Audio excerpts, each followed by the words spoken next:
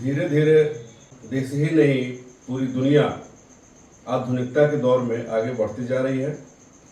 नए नए खोज आ रहे हैं। इसी क्रम में सौर ऊर्जा और पवन ऊर्जा की खोज की गई। इसे धीरे धीरे लागू करने की योजना भी बन रही है। पूरी तरह से अगर इसे लागू कर दिया गया और इसके लागू करने का प्रयास भी किया जा रहा है तो निश्चित तौर पे कोयला खदानों में कार्यरत मजदूरों पर या कार्यरत कर्मचारियों पर इसका खासा असर होगा। नमस्कार, मैं सत्येंद्र कुमार सिंह, SNS 24 न्यूज में मैं आपका स्वागत करता हूं। मैं ये बात कर रहा हूं कि जैसे जैसे दुनिया सौर ऊर्जा और पवन ऊर्जा जैसे स्वच्छ ऊर्जा के लिए हम लोग आगे बढ़ रहे हैं, वैसे वैसे कोयला खदानों में कार्यरत कामगारों पर इसका खासा असर देखने को मिलेगा और मिलते जा रहा है। हम केवल भारत की ही नहीं बल्कि कोयला उत्पादन करने में सबसे बड़ा देश चीन है, वहाँ भी असर पड़ेगा। तो स्वाभाविक है कि दूसरा बड़ा देश भारत है, उस पर असर पड़ना स्वाभाविक है। इसका खुलासा 2 कार्यक्रमों से हुआ है। एक कार्यक्रम global experience sharing on just transition पर राष्ट्रीय कार्यशाला का आयोजन किया गया। यह कार्यशाला दिल्ली में आयोजन हुआ है, जिसमें प्रहलाद जोशी जो हमारे कोयला उद्योग के मंत्री भी हैं, उन्होंने जो कहा है या उनके अलावा अन्य कई लोगों ने जो भी सचिव पद पर है या सचिव स्तर के अधिकारी हैं, उन लोगों ने जो कहा है उससे स्पष्ट हो रहा है कि आने वाला समय में कोयला खदानों को बंद किया जाएगा और उसका असर कोयला कामगारों पर पड़ेगा। वहीं दूसरी ओर ग्लोबल एनर्जी मॉनिटर की रिपोर्ट आई है। उस रिपोर्ट में भी स्पष्ट रूप से कहा गया है कि आने वाले 2050 तक 73,800 से ज्यादा नौकरी खोएंगे लोग, खासकर CIL में कार्य करने वाले कर्मचारी। हम अगर बात करें दिल्ली में आयोजित कार्यशाला में केंद्रीय कोयला मंत्री प्रहलाद जोशी ने स्पष्ट रूप से कहा है कि कोल इंडिया और सहायक इकाइयों में स्वच्छ कोयला प्रौद्योगिकियों को आगे बढ़ाने पर ध्यान केंद्रित किया जा रहा है। इस क्रम में बिना उपयोग वाली 300 से अधिक कोयला खदानों को बंद किया जाएगा। हालांकि इसे बंद करने में वैज्ञानिक तरीकों का उपयोग करने की आवश्यकता है, इस पर बल दिया जा रहा है।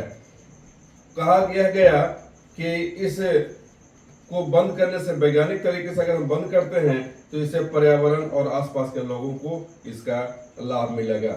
ये अपर सचिव M नागराजू हैं, उन्होंने इसका घोषणा कर दिया है। उन्होंने कहा है कि धीरे धीरे हम लोग इसे बंद करेंगे। पहले चरण में 3-4 खदानों को बंद किया जाएगा जिसका उपयोग नहीं हो रहा है।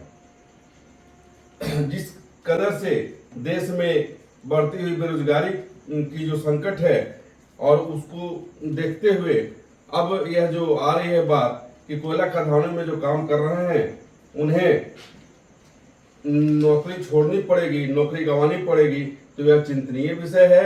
इस पर अच्छे लोग, इस पर जो भी एक्सपर्ट हैं, सभी लोग चिंतन मनन करने लग गए हैं कि आखिर इसका असर आने वाले समय में क्या होगा।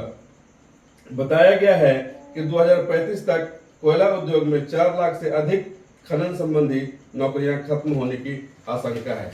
ऐसी स्थिति में क्या होगा यह भविष्य बताएगा। वहीं ग्लोबल एनर्जी मॉनिटरिंग एक अंतर्राष्ट्रीय एजेंसी है, वह ऊर्जा परिदृश्य का विश्लेषण करता है। उसकी अगर हम रिपोर्ट पर विश्वास करें या उसकी रिपोर्ट अगर हम माने तो उन्होंने कहा है कि कोयला खदान बंद होने से चीन और भारत को छटनी का खामियाजा भुगतना पड़ेगा। अर्थात इन दोनों देशों में जो कोयला खदानों में काम कर रहे हैं उन्हें नौकरी से हाथ धोना पड़ सकता है। क्यों होगा ऐसा?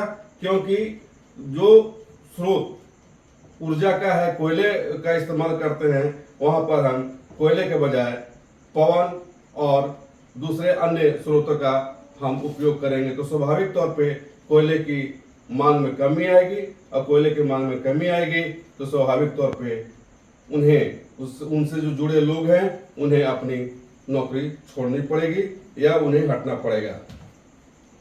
रिपोर्ट की अगर हम माने ग्लोबल एनर्जी मॉनिटरिंग की, तो उसमें कहा गया है कि 1.5 मिलियन से अधिक अर्थात 85% से अधिक लोगों को चीन में नौकरी जाएगी, उससे कोई समझौता नहीं होगा अगर स्थिति यही बनी रही तो।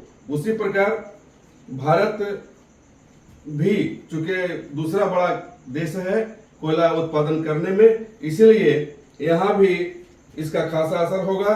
और चूंकि यहाँ सबसे बड़ा उत्पादक एजेंसी CIL है, तो स्वाभाविक तौर पे 2050 तक 73,800 कर्मचारियों को नौकरी गंवानी पड़ सकती है।